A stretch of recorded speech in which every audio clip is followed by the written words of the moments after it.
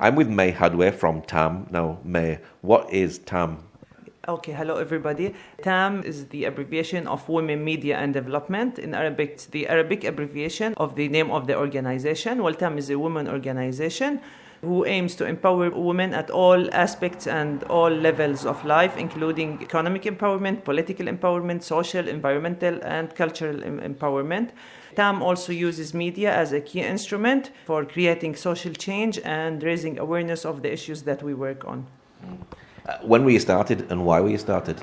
TAM was founded in 2003 by a group of media specialists. These women were all media specialists, and they were, of course, also, they believed in women's rights and gender equality, and they found that there's a severe shortage of women coverage of women issues and materials and topics covering the needs and the issues of women.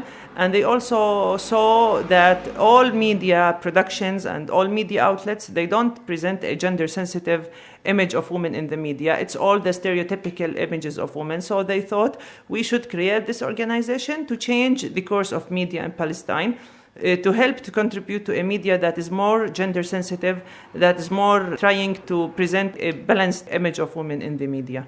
And this is why it was created. And what sort of programs do you run here at TAM? We have 4 programs at TAM. They are media production and broadcasting, training and capacity building, awareness raising, advocacy and mobilization. And what do you do in those programs?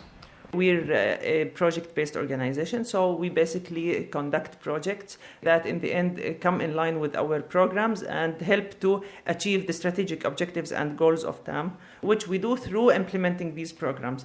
So we have different projects tackling different issues and targeting different people from all the West Bank and sometimes from Gaza. So the media production and broadcasting program, we create awareness-raising media, we create spots, videos, infographics, a lot of media materials, and now we focus on social media. It tackles different issues and different topics that we work on. Now we work on raising awareness about COVID-19, anti-bullying, and social discrimination against people who were diagnosed positive with coronavirus. Training and capacity building, we build the capacities of our target groups and many times partners and stakeholders on topics such as women's rights, gender equality, political participation. We also build capacities on communication skills, leadership, self-assertiveness, self-actualization, community awareness raising. This program, we aim to raise the community awareness about women's issues, about gender equality, about the importance of women participation in different fields, in politics, in the labor market, in the economy. We do this through also awareness-raising campaigns, and many times we do public workshops or public sessions that we present ideas and we present the agenda that we want to convey to the public. Agenda, I mean, in a positive way.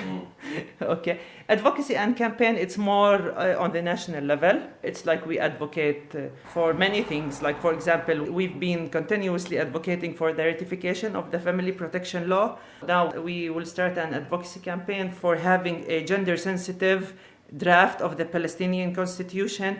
We have also an awareness raising, it's nearly an advocacy campaign about sexual harassment in the workplace. It's called She Demands. This is mainly what we do.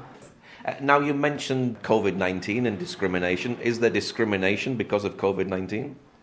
Well, now with the rise and the spread of COVID-19, yes, especially in rural and marginalized areas, many people are being discriminated against and are facing social stigmatization because they had COVID-19. And many people, they refuse to talk to them, they refuse to deal with them. And many kids in the school are being bullied and are being exposed to bullying. And so we raise awareness that, okay, COVID-19 is anyone can be diagnosed with COVID-19 and it's totally okay. And what shall we do? What are the precautions that you do? What shall you do if you get it? And then it's okay, people will get it and then they will recover and life will go on. But there's a lot of social stigmatization, especially on women. And we also raise awareness for women like pregnant women or breastfeeding women, that it's okay to, like, for example, to breastfeed your baby if you had COVID-19. Just take all the precautions into consideration. Many things. You can see we have a very active Facebook page that has all our posts and all of our social media activities and events on it. Does there need to be more awareness of women's rights here in Palestine? Yes, yes, definitely. There's a huge need. Yeah, no, sometimes you walk in the street and you think, yeah, no, people, they know women's rights. But then when you deal with them, when you interact with them, you feel, no, we still stages away from achieving women equality and gender equality. Even if you think people are aware of women's rights and what is women's rights and the importance of gender equality and women integration in all aspects of life, when you deal with them, you can see it's still traditions and customs are still institutionalized in our practices. Like many people say, okay, for example, yeah, I believe in women's rights, I believe, and then when his daughter wants to continue her education, you say, no, you can't continue your education, you have to get married. This is a violation of her rights. But in the end, it's the customs and traditions. So if we have also many women are being inhibited from getting their inheritance, for example. Many families, they refuse to give their female daughters their portion of inheritance because she's a girl and she shouldn't get her inheritance. It all should go to the boys, for example. If you see like everyday practices, you see the great discrimination against women in our society. So there is a significant need. TAM and I believe all women organizations in Palestine should keep exerting huge efforts on awareness raising for women's rights. And one more thing, and I think also it's very important, it's greatly important not only to address women and to target women, because women are not the only players in the society. You should also target men, target decision makers, especially men, for the importance of women's rights. And I don't like to put it in this way, but if you come to think of it on a wider level, what are the benefits of having women empowered and strong women in the society? What are the benefits? If the society is equal, it will be something great, but it will be also a great thing for the society itself, for the family itself, for the women, and for their male encounters. So we should always raise awareness, and especially target men and boys for how important this is. How important is media in getting your message across? It's very important because we believe that media is the most efficient and most easy way to reach people. And especially now with the rise of social media, all people are on social media, and media tools, they send the message quickly and briefly. People convey it very quickly. Like if you see a post, it will take 5 seconds, but you get all the message and it's user-friendly, you like it. And it's the same with videos, with infographics, with posts. And also TAM works with many media outlets and almost with all the televisions and satellites, Palestinian televisions and satellites across the West Bank. So it helps us get to a large number of people, mostly all population. Are honor killings a problem here in the Palestinian Authority? Of course. Unfortunately, until last week, it was documented that 23 women were murdered because of honor killing. And this is the number we know of. And this is the documented number that you get from official parties. But I'm sure there are much more women who were killed that we don't even know or hear about. So of course it's a problem. It's still in the system. It's still in our traditions, in our customs, that many people, they just kill their wife or daughter or sister. Of course it's wrong. It's even the word wrong wouldn't describe it. So yeah, it's still a problem. Is this a cultural thing or a religious thing? No, it's definitely not a religious thing. It's a cultural thing. Unfortunately, it's a cultural thing. And anyone that relates this to religion, this is completely wrong. It's a cultural thing. Is this embedded too much in the society? Can it be stopped? Well, in certain societies, yes, it's very much embedded. Well, it can be stopped, but I think it's a long journey because it has to be stopped on the national level. Like, we should have certain laws and policies. There should be serious punishment. There should be sometimes life sentences for people who kill women or for people who abuse or sexually harass women. TAM has been working with all women organizations on the ratification of the family protection law. If this family protection law is ratified and the Palestinian judiciary system and the Palestinian Authority start working with it, then no one would ever dare to kill his wife or his woman next of kin. Because in that case, he will have to go to the court and he will have to go on trial and maybe he will spend his life in prison. So there will be laws and policies that stop them from reaching there. Do people get away with honor killings? Yes, in many areas they do, because still the tribes and tribal customs, they still rule many certain societies. It sometimes go with a big amount of money, or sometimes even a cup of coffee. It depends on the situation. But yes, many people get through. So what you mean is they will pay to get out of the punishment? Yes. Yes. Well, in some certain cases, the tribe that rules, so they go to the tribe. They say, okay.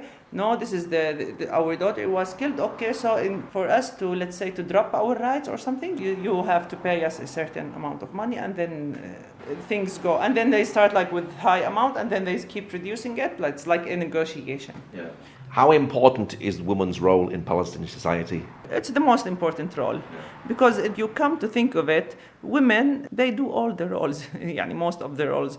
Like, for example, for the average woman, she has to, if she wants to get married and start a family, she has to have kids and then raise them and then teach them and take care of them. And in addition to all of this, she have to educate them. She have to commit to social roles, different social roles. Most of a large number of women, especially in the cities, they work. So if you come to think of it, they are equally with their husbands. So, but the husband goes to work and come back, the woman goes to work and then come back, take care of the kids, educate them, teach them, clean them, cook for them, clean the house, and then have to go commit to social visits and everything. So, and not only this, like this is if we think of the everyday life, but if you think, without women, there would be no life, basically. So the role of women, personally, I think it's the most important role. On different levels. So we have a gender analysis of the role of women. It's like, let's say we divide the roles of women into 5 roles. It's the productive role, the reproductive role, the social role, and other, self-care activities. So in the productive role, women, where they work, they have like their home businesses, they do things that have a financial revenue. The reproductive role is the role she spends with the house and with her baby and with the everyday, let's say, chores and burdens. And then the social role, when she has to commit to social activities, weddings, events, anything. And the self-care role, which is if you come to see any woman, it's the role that is the shortest role, where she spends the minimum amount of, it's for self-care. It's the time for any woman to take care of herself and to maybe just to sit with herself, take care of herself, do something that she likes. Most women, this role is like maybe 15 minutes a day. Yeah. Yes. Yeah. Would you like to see more men championing the role of women's rights? Yes, of course. This will be a great achievement for TAM and also for the feminist movement.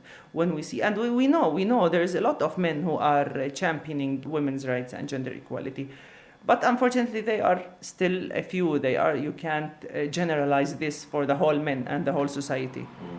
But of course, we would like to see this. And this is where we intervene. This is why we want to target men, to target boys, to see more everlasting change. Why do you do what you do? Why do we do what we do?